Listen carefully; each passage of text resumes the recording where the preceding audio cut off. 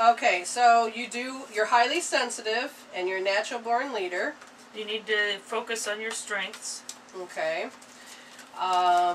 The sensitivity, I'm going to tell you right now, is that you have to understand what vibrations you're picking up. They're not evil. They're just not enough knowledge to make it understand.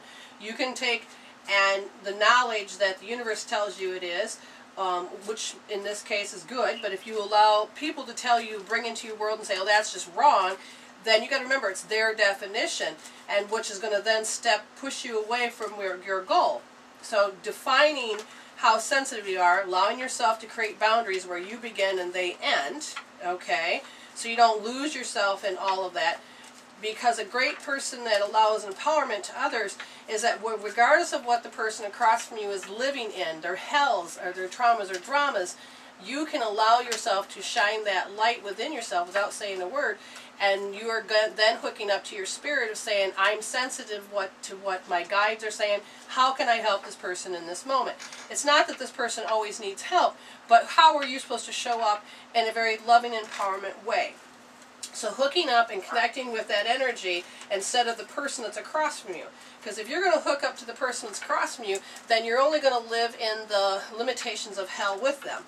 You stay connected to your source, you will be able to be more into the light. Now, they're saying that you are holding back and not expressing your psychic senses. You're not singing, you're not dancing, you're not moving, you're not creating the flow that you need. You're not finding the rhythm of your psychic ability, of the intuition, of allowing spirit to help you be more empowering to others. Does this make sense so far? I've been looking up clairsentient. Yeah. Does that make sense? Yes. And empath. Uh-huh. Because I'm very sensitive to smell. Yes, okay. It's something that, all right, so what happens... That's basically what my question is. I don't know how to interpret what I'm feeling. This is where you need to create a filing cabinet. You need to create a filing cabinet. You need to create your definitions. Little research is important. Visualize what it is. When I first started to understand colors, I went and found the definitions, not from one place but many sources, and I let Spirit tell me how to interpret them and find words and meaning, and which means you're fine-tuning with your higher senses and your guides. So you need to create a filing cabinet. So certain smells, you know, hook up, always constantly make sure you put your cap of intuition on and hook up and start creating a definition book about how that's related to it. Like when I see certain vibrations that are dark and gray, that usually means how much negativity is this person falling victim to in their own belief system. So there's a degree of really bad. So they're telling me to tell you to use your visualization to help you understand what it looks like. So, I love our friend Karen out in the audience. What's she doing? We're having a great conversation over here. The words that are going to come out of my mouth are going to make sense. Okay, fabulous. She said that what the caller is talking about is clairalience. Yes. Is because it's one of the clairs, like clairaudience, clairsentience, and clairalience is then the smell. Yeah, thank you. Yeah. Can you spell it? Clair, C-L-A-I-R, alienance, not aliens, A-L-I-E-N-C-E. If you're in the chat room, then you'll see it in there. Yeah. Octarine is the one who's talking about it. But fine-tuning your gifts. It's very important that you do so. You can re-listen to the archives so that you can get the gems that you've missed. The thing that's here is very important is that if you already know your gift, then find the strengths within it. Know that you, like being an empath, there's so much for me to, like messages from the body by, who is it? Michael J. Lincoln. And that is, because I would have body parts that hurt. And so then I would find the meaning and definitions and get in a line with what that meant. Louise Hay, Heal Your Body is another great book. But finding where you begin and they end, so you're not taking on their stuff, because sometimes when you are not paying attention, then it'll feel like just your stuff. Right, and when the soul if you're engaging with another soul and they want to talk to you and they don't know how else to talk to you, sometimes they do talk through the body parts, because then if you fine tune, you know to pay attention to that. Mm-hmm. When they don't have the words or story to talk about what's going on, and their soul is saying, hey, this is what I really want to look at. So again, I pulled another card, and it says that you need to just start taking notes, create a library within yourself, learning your definitions, because if you don't have a clear definition, then you're going to get a lot of doubt in the way. So create those filing cabinets for yourself, okay? Like, I mean, when someone's just straight lying to me, it aggravates me so bad because I know that's what they're doing. They're lying to me. Okay. And I don't even second guess myself. Right, and if that's the case, you got to understand, why are you projecting these people to lie to you? And it is probably to fine-tune you to notice when that is off and out of alignment, and that they are lying to you. Then you say, thank you, universe. If this is it, and I understand that they're lying to me, and that's the gems I'm pulling away, so be it, which means you can stop aligning with these people. You can actually start creating like-minded people that will help and support you on your journey of your path, okay? How do you, when you do pick up negative energy, how do you remove that from your energy? How do you... You don't have to connect with it. You can be in the field of awareness and totally understand it, read it, get it, but you can stop it from feeling like it's entering. You literally can draw a line. Notice, like when you walk into a dark room and you flick on the light, what happens to the dark? That's how you are. You can walk and notice that the sense of the dark, but you do not have to feel it overpowering you, taking you. And if that's the case, you tap it out. Tap how it becomes a very aggressive energy, because it's saying that you lose power to that vibration. You tap it out, stop the signals, then all of a sudden you can sense it and be on equal terms with it without that negativity swallowing you up. You understand? Right. Like I said, I'm working with children with special needs, and there's a lot of, drama what have you at home. Right. But when they come in, I feel it, immediately. Right, and if your part is to become aware of it and help you create a filing cabinet, then so be it. You take that awareness and you start filing it and what this vibration and what's going on here. You don't have to lose power to it and make you feel sad for them. You have to remember, their soul made an agreement somewhere, okay, that this is what their life's going to be. But if you're supposed to create a filing cabinet to help you understand how to read, that's great. How do you empower others? Is that you turn and be the light. Maybe just the touch of the hand, the presence of your smile can change the vibration in these children. Ask the universe, how am I supposed to show up for them? And if you are supposed to just stand back and respect that their soul wants to go through this, then don't believe in the pain, because if you believe in the pain, then you're fueling that pain for them as well as yourself. Just say, okay, you agree, you nod and understand and respect, and then you let go.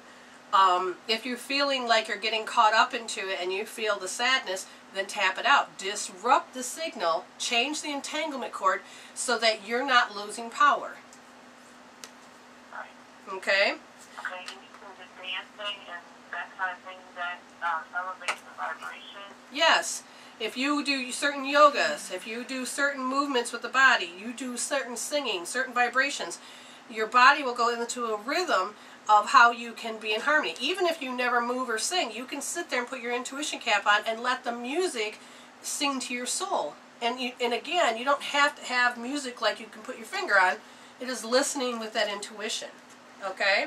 And then you start creating those chemical peptides that will create those situations, and then your body even starts to react to your thoughts that you're thinking about dancing that way.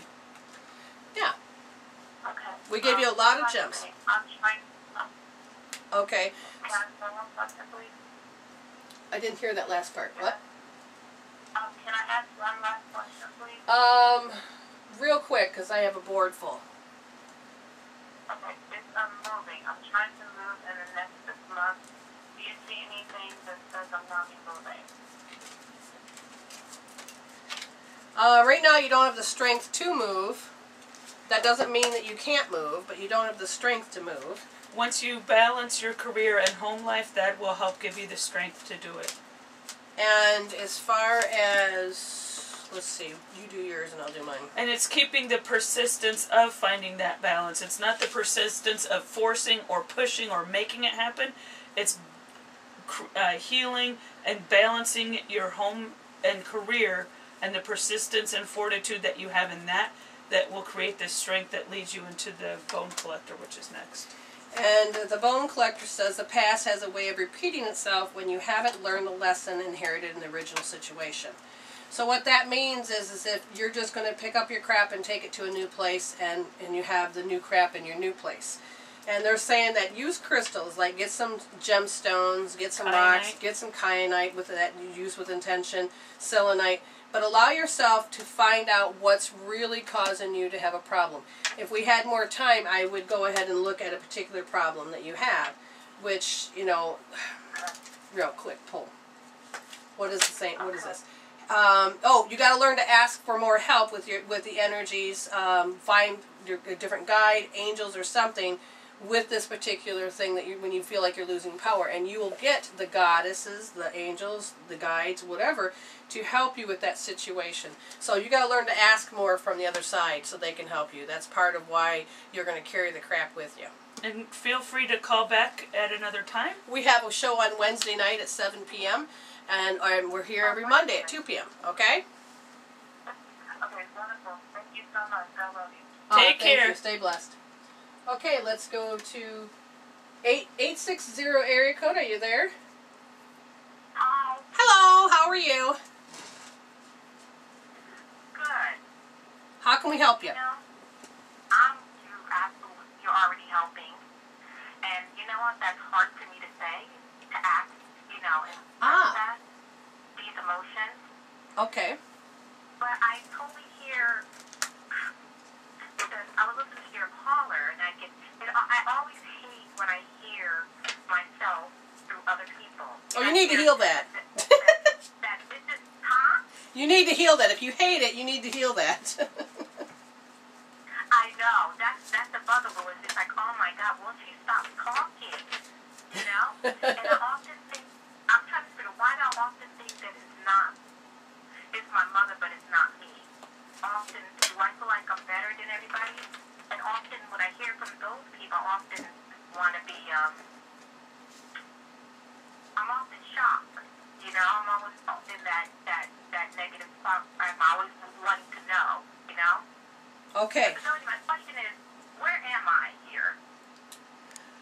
Okay, so the card that pops up, your soul is trying to tell you, and it says, into the unknown, it's reversed. Inexperience plus overconfidence can lead you into dangerous situations for which you are unprepared. Always remember that wisdom comes from experience. Keep an open mind and enter the part of your journey with alert eyes. Don't assume you know this territory. You may not recognize what is hidden by camouflage. This is not the time for careless adventure. What this is really saying is, I got to pull another card. But what this is saying is that you have past experiences in the negative and the positive, which is puts you in a state of conflict of how are you going to respond, how you're supposed to show up, who you are, and what's going on. Okay? And so, I was going to say, Jen pulled a card on Into the Unknown, and which was what?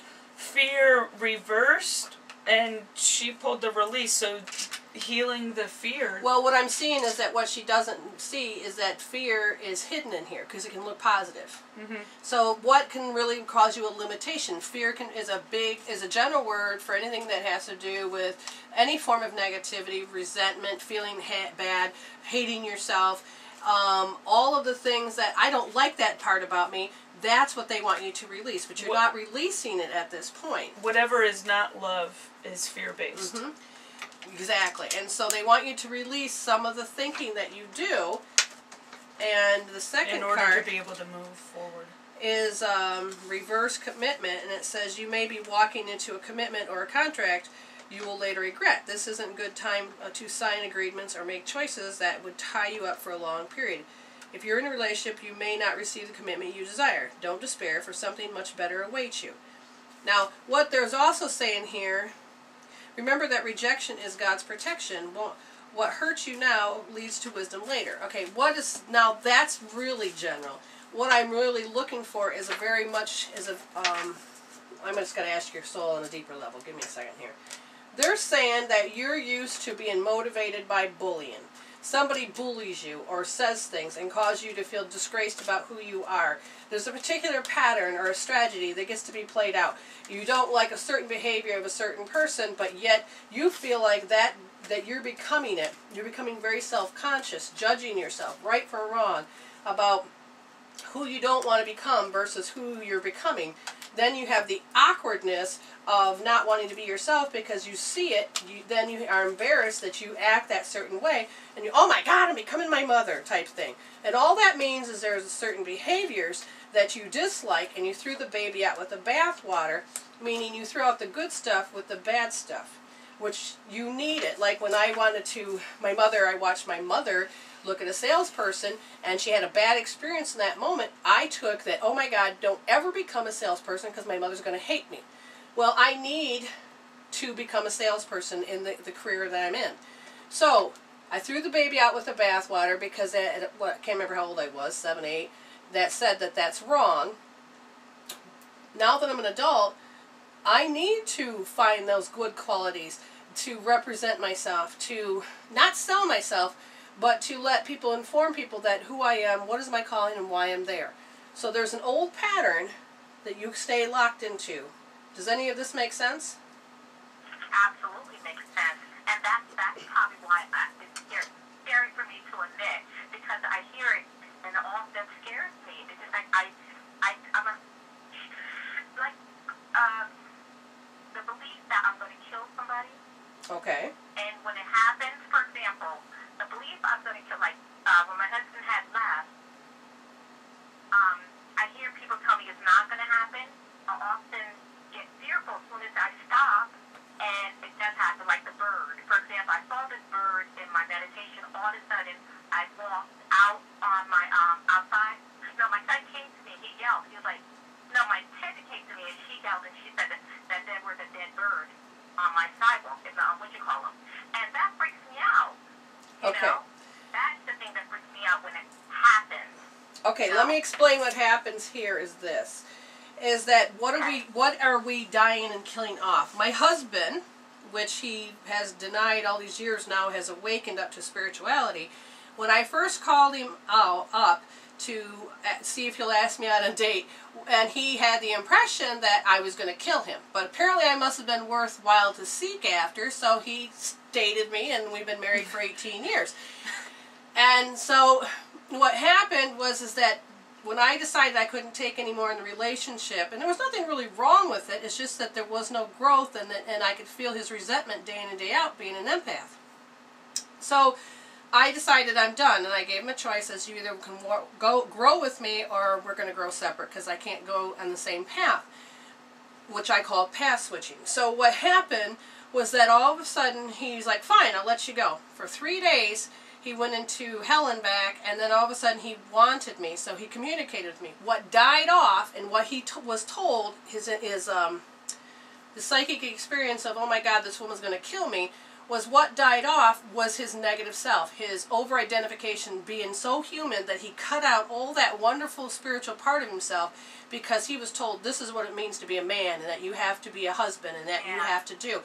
And now, all of a sudden, he's able to be a better man, a better husband, and a better provider, and a better lover, a better everything, because he's not living the structure that the world tells him he has to be. So that negativity is what died off. Now, you don't cause these people to die.